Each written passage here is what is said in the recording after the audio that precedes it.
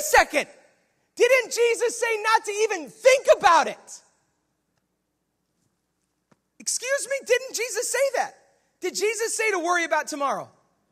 Did Jesus say to worry about tomorrow? Did Jesus say to worry about tomorrow? Then wouldn't it be anti-Christ to worry about tomorrow? Does that mean that I'm not worrying about tomorrow? No, it does not mean. And I don't mean to keep going back, but this is the way of living for Jesus, guys. I'm not doing it right, but this is what I do know. I'm not going to tell you something that's anti-Christ and say on behalf of the Lord prophetically something that's anti-Christ the Lord is saying. I could even say, hey, guys, I'm really freaked out. That's fine. No problem. I don't think Jesus is going to be upset for me saying, hey, guys, I don't know, but I'm really freaked out about this. Why can't we say that? Because you can't show that kind of fear because you're not proving yourself. So what do? I'm really freaked out about this, and I got to tell you that the Lord's saying it because I need to know what the Lord's saying. Why? Because I've set you up to have me in between you and the Lord. So now you don't hear from the Lord anymore because I never trained you to. So now I'm freaked out and I don't know what's going on and I don't have anybody to help me hear from the Lord. And so we say all these crazy things, and then when we're absolutely, categorically wrong, we just say that we prophesy in part. Prophets in the office of prophet don't get to prophesy in part. They get killed. You don't get to prophesy in part. Paul was not talking about prophets in the office of the prophet prophesying in part. They don't prophesy in part. They speak on behalf of the Lord. You can trust a real prophet. I'm so tired of this today that it's like, oh, prophetic. Oh, that means you're kind of weird and strange. No, real prophets rarely will even call themselves a prophet. And if they do, they're normally terrified to do so. Not always, but most of the time. Now, what is it? Because we've had all these false prophets saying things on behalf of their own fear, getting people afraid, and then they say we prophet. That was for my son. Paul was saying that for the little babes. Hey, just go for it. And we all don't know. We just know in part. We don't know. We don't know everything. It's okay. We speak all this stuff in part. We only see through it. You see, all this is important. Somebody that says, if they prophesy it and they say on behalf of the Lord, this is what's going to happen, you hold them to account. When they did that with Y2K, I actually told the guys, I think you need to give a refund to all the people that gave for Y2K.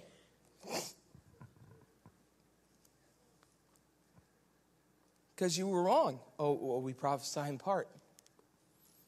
So, whatever. Then they just say, well, we'll just tell everybody that you hate the church, Jay.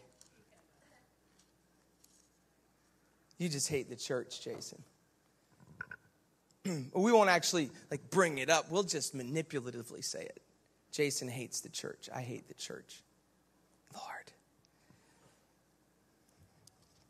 And forgive me, Lord, for really caring about that. Seriously. But sometimes I get so bugged by that. I hate the church. I got all these musician friends that are trying to become superstars with their talent and gifting. And all I've ever wanted to do my whole life is serve the church. And all my friends are going off and going on their stages and trying to make all their records and trying to make everything so cool in the world and be so cool. What about the church? I was called to the church. I'm not embarrassed about that.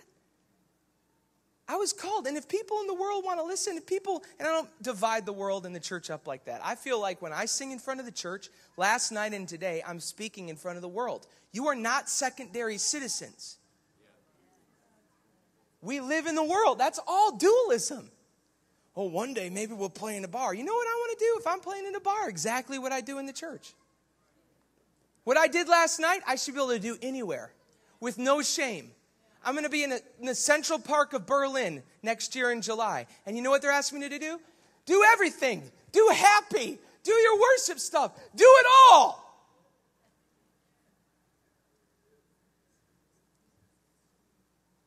So you know what the challenge is going to be to not proving myself? It's not going to be happy. See, happy is proving myself in the church.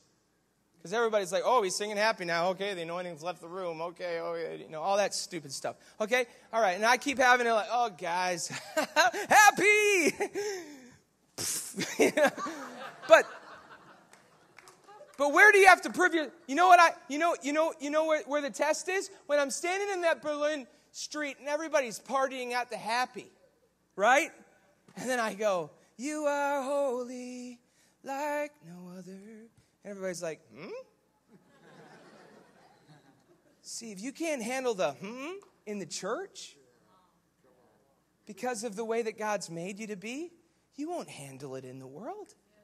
You're just playing to the crowd. You're more than that, guys. We're more than that. We don't have to give any more signs. You're believable. The authenticity of your life that God created you. I wrote this song. Just this last little thing on Noah. God was tested for 40 days and 40 nights. That's why. I've just been thinking about that. 40 days and 40 nights the rain fell. And there they are. Samuel said to me, my son, he said, I was reading them the other night. He said, Daddy, I wonder what it looked like from outer space to see the world when it was full of water. And then I said, that's awesome, Sam. And then I started thinking, and then that boat was just resting on the top of the water. And then I started seeing God's perspective because of Samuel leading me there to look outside, that picture. And then I saw the boat, and then all of a sudden it dawns on me, for 40 days and 40 nights, God could have just said, I don't want to hurt anymore.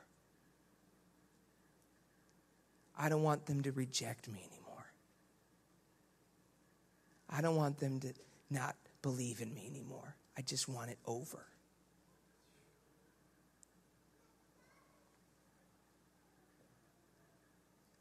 And he didn't do it.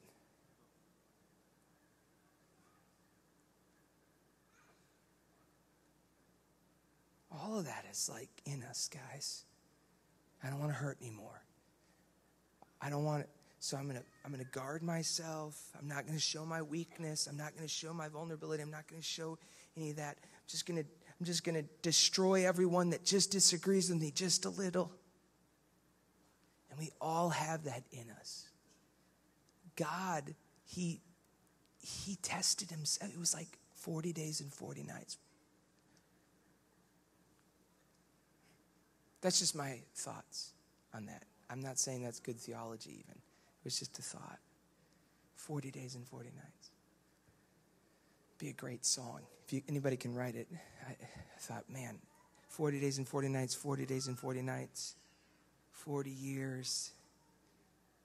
I mean, it just takes a long time to pass that. To really know how to really love.